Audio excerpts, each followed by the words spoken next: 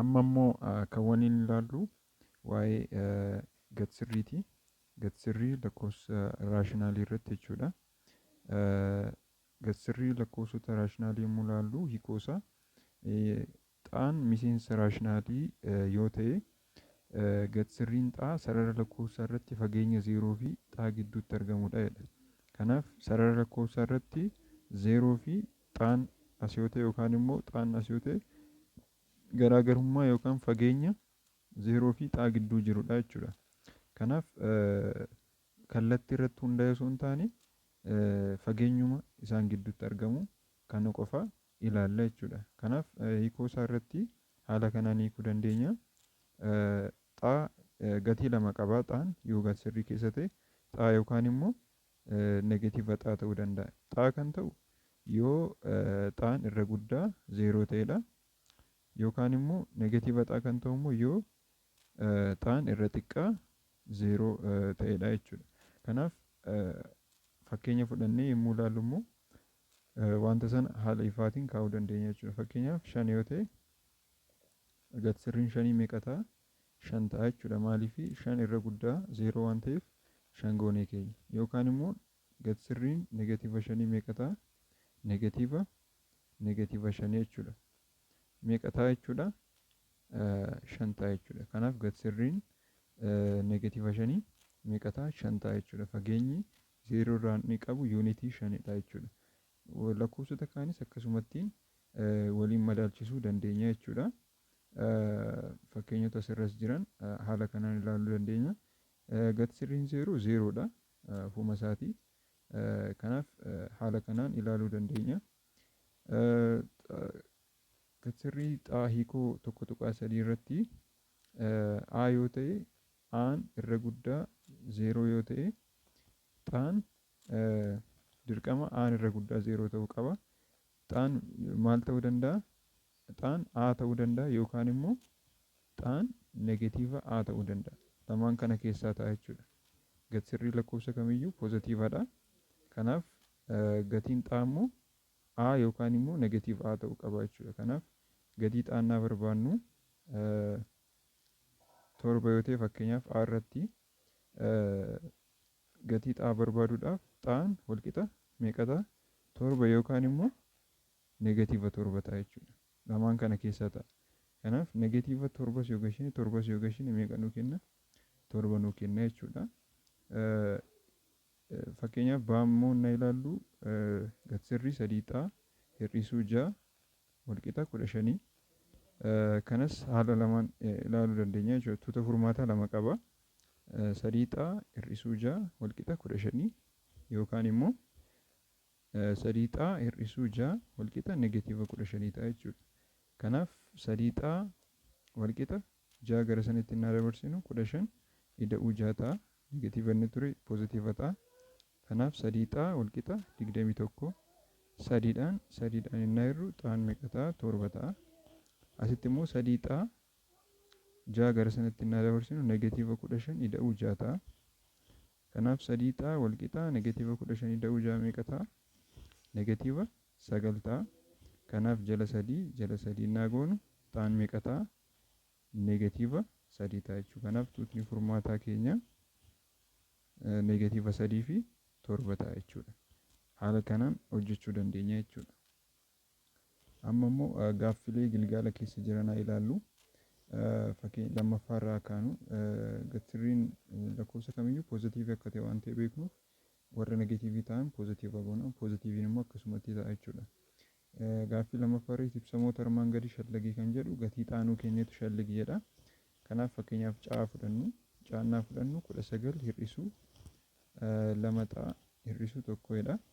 Xaan lakkoofsa 8 nuu kenni. Kanaaf 19 hir'isuu gad-sirrii 2 baay'isuu 8 hir'isuu 1 gad-sirrii nuu kenni. 19 hir'isuu gad-sirrii 2 baay'isuu 8 meeqa? 16. 16 hir'isuu 1 15 ta'a. Kanaaf meeqa ta'a kuni? 4 ta'a jechuudha. Gatiin keenya 4 ta'a jechuudha. Kaanillee akkasittiin gashinee barbaaduu dandeenya. Sadaffaan naa ilaallu tuuta furmaataa himoota armaan gadii barbaadeedha. Fakkeenyaaf daa haa hojjennu. daa hojjennu akka fakkeenyaatti xaa hir'isuu 8 jala 2 walqixa 8dha. Kanaaf tuutni furmaata lama qabaata himni kuni. Kanaaf xaa gatsirrii keessatti xaa jala 2 hir'isuu 8 jala 2 jechuu dandeenya. Irra raabsuu dandeenya jechuudha. Walqixa 8. Kanaaf gatsirrii keessaa innaa baasnu meeqa ta'a? Xaa jala 2 hir'isuu 4 walqixa 8 yookaan immoo xaa jala 2 hir'isuu 4 walqixa negatiiva 8 ta'a jechuudha.